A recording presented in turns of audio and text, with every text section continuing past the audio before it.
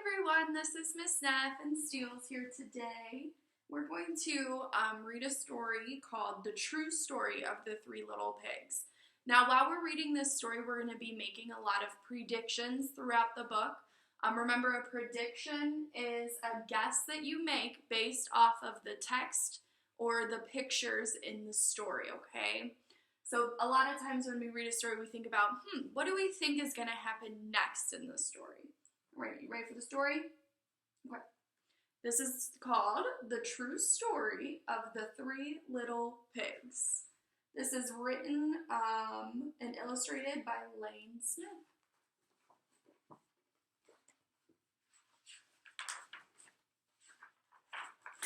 Everybody knows the story of the Three Little Pigs, or at least they think they do.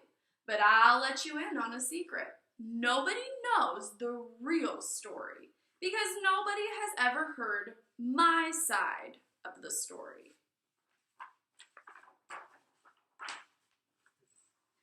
I'm the wolf, Alexander T. Wolf.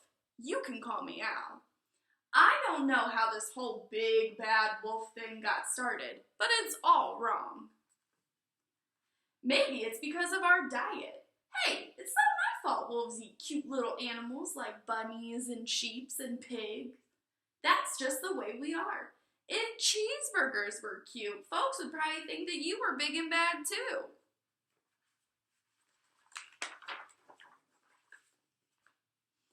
But like I was saying, the whole big bad wolf thing is all wrong. The real story is about a sneeze and a cup of sugar. This is the real story.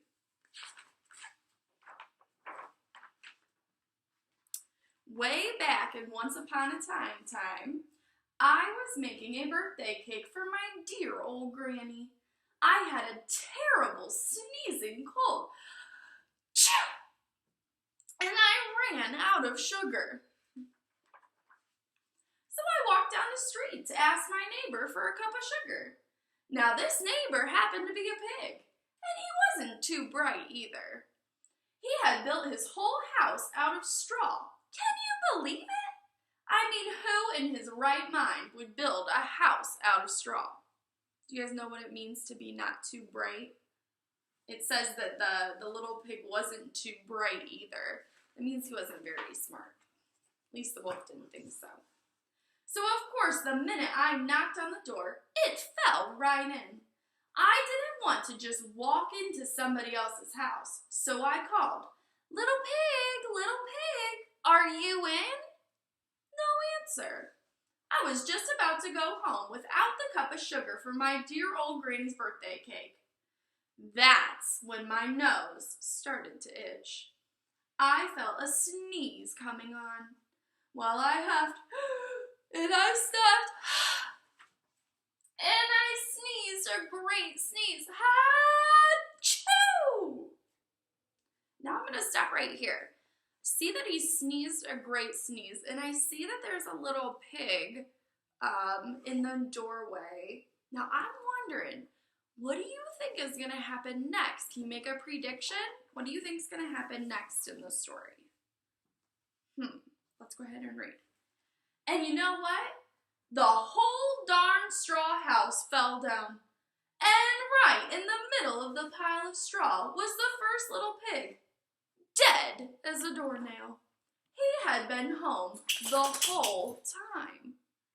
It seemed like a shame to leave a perfectly good ham dinner lying there in the straw, so I ate it up. Think of it as a big cheeseburger just laying there. I was feeling a little better, but I still didn't have my cup of sugar, so I went to the next neighbor's house. This neighbor was the first little pig's brother. He was a little smarter, but not much.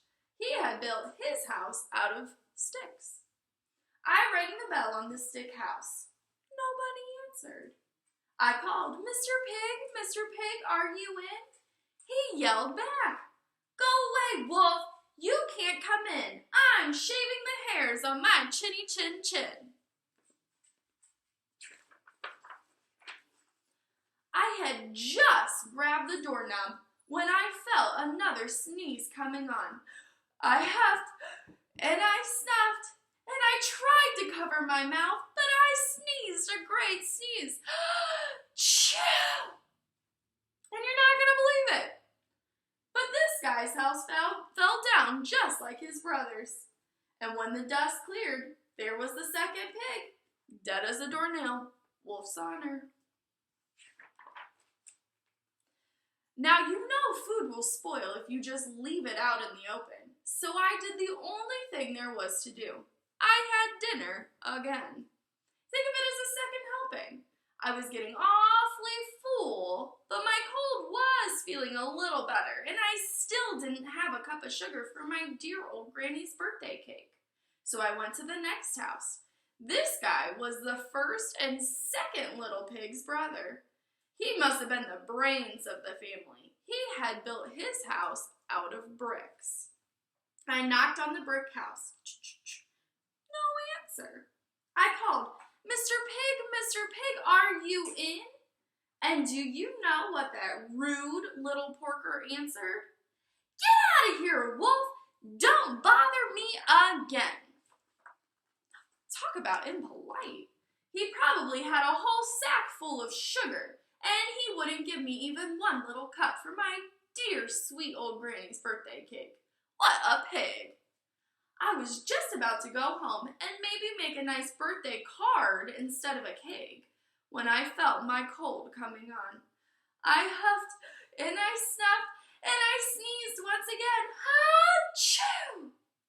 Then the third little pig yelled, and your old granny can sit on a pin.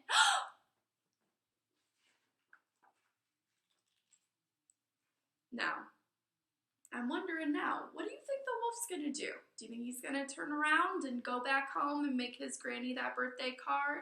Think he's going to try to blow down this house? What do you think? Make your prediction. All right. Now, I'm usually a pretty calm fellow, but when somebody talks about my granny like that, I go a little bit crazy. When the cops drove up, of course, I was trying to break down the pig's door. And the whole time I was huffing and puffing and sneezing, and I was making a really big scene. Uh-oh. The rest, as they say it, was history. The news reporters found out about the 2 pigs I had for dinner. They figure a sick guy going to borrow a cup of sugar didn't sound very exciting, so they jazzed up the story with all that huff and puff and I'll blow your house down. They made me the big bad wolf.